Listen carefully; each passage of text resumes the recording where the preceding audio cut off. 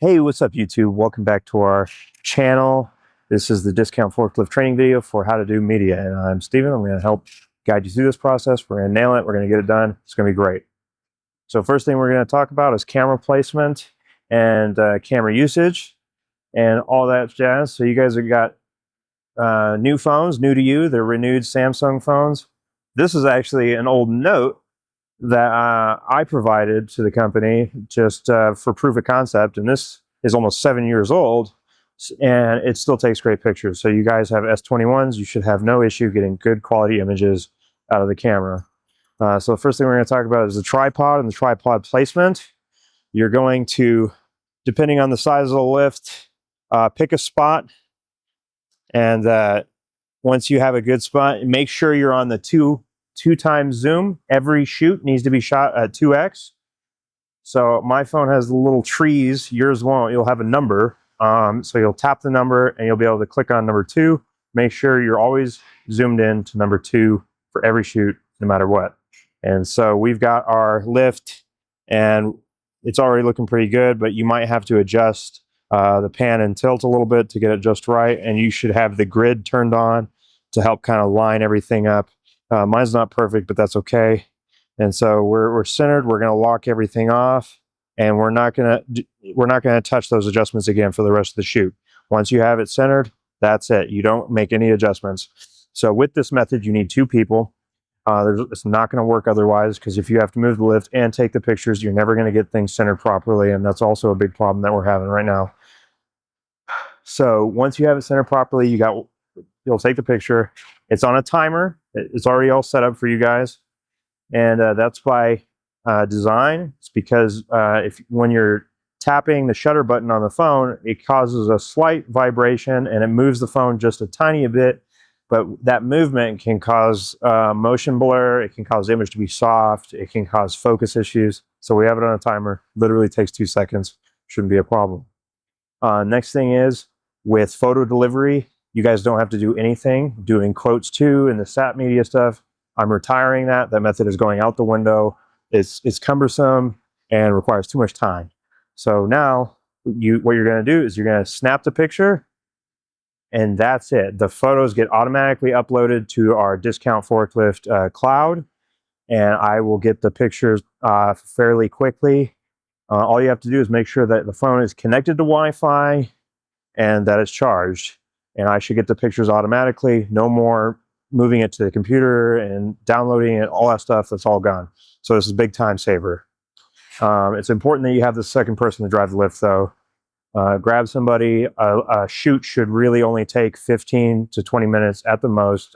There's always going to be a person who can spare 15, 20 minutes throughout the day. So the next thing we're going to talk about are the things on the lift that you need to, like your checklist. Since you're the media person, you're pretty much the final stopgap for all media related checkpoints. So like stickers, tire shine, all that stuff. It should be all ready to go by the time you get to it, but you need to look it over a final time and make sure that it meets our standards. So you can see this lift, we're going to go through our mental checklist. Are the tires happy? Are they shined? Yes. So you're going to have your painters paint these tires gloss black. And no matter if it's new or used, we're painting the tires. And the best way to do it is have them paint the tires right before the shoot, so that paint is nice and glossy and tacky, and that's when it'll look best. If you wait a day or two after they've been painted, sometimes that paint will fade and it actually starts to look dull and very flat. So you might have to have them do it again. So make sure that the tires are shiny and glossy. Next thing you're going to check are the decals. Does it have all the appropriate stickers? Does it have name tag? Does it have the model or make decal, like the lift hero decal? Does it have the capacity decals? In this case, that X35 on the lift serves as our capacity decal, as well as our model decal. Make sure that it has the proper service tags. Make sure that the forks are painted with red with yellow tip. Make sure that there's no grease or stains on the lift or on the forks. If there is, either you give it a quick wipe down if it's more serious, if it's very dirty or like there's deep scratches in the paint, on the lift or on the forks, have a painter touch it up. Do not take pictures of a lift that is filthy or scratched up. You'll have to do it again. So you can see this lift is ready to go. My cameraman here is going to demonstrate exactly like the coaching process. I'm going to go move the lift. He's going to coach me on where to park it. Now, if you've been driving these for a while, it shouldn't be hard for you to, as the driver, find the spot where you need to be with little input from the camera person. So I'm going to go do that, and he'll give me like a thumbs up or an affirmative of like, okay, where I need to stop. I'll jump out. He'll take the picture. He'll give me a thumbs up. I'll get back in, and so on and so forth.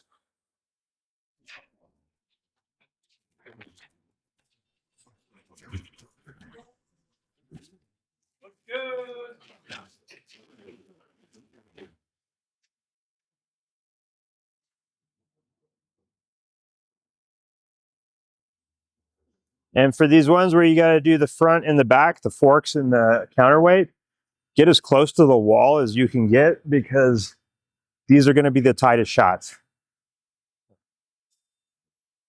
So once you have your camera placement done, really these are going to be the two most difficult shots.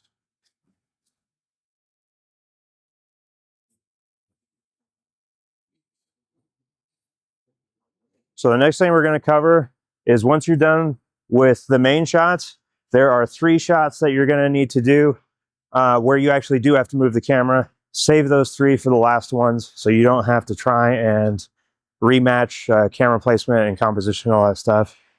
So we'll jump into that next. Every shoot should end with a minimum of 11 shots. So that gives you all the angles plus the data tag and the cool shot. We try to avoid ending on 10 shots because we don't want to use the data tag in in other listings for photos that are not lifts that are not actuals. So make sure you get all 11, and it's very important. So there's 3 shots where you have to move the camera for. Save those 3 to the very end.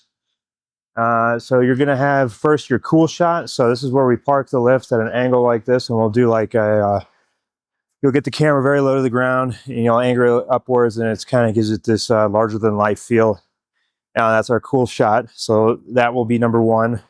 And if your lighting's good, you can leave it parked in this position to get the cab shot and the data tag shot. If your lighting is bad and you get those 2 angles in this position, it's not going to look good. You'll need to angle the lift or move the lights. Make sure your lighting is abundant and satisfactory. So I'm going to grab the camera, and we're going to do these 3 shots. So we're going to go in, and you guys actually have a much wider angle lens on your camera, so yours will look even better than what mine do. But you'll go to the wide, so the 1x, or sometimes you guys will probably have a 0.5x, and you'll get your hero shot.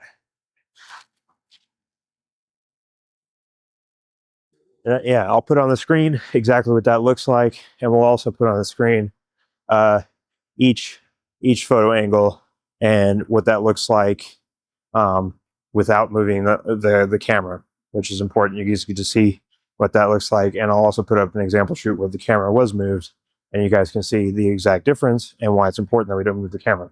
So next we're going to do the data tag. Make sure you can clearly read the numbers. There's no excuse for having a picture where you can't read the numbers on the data tag.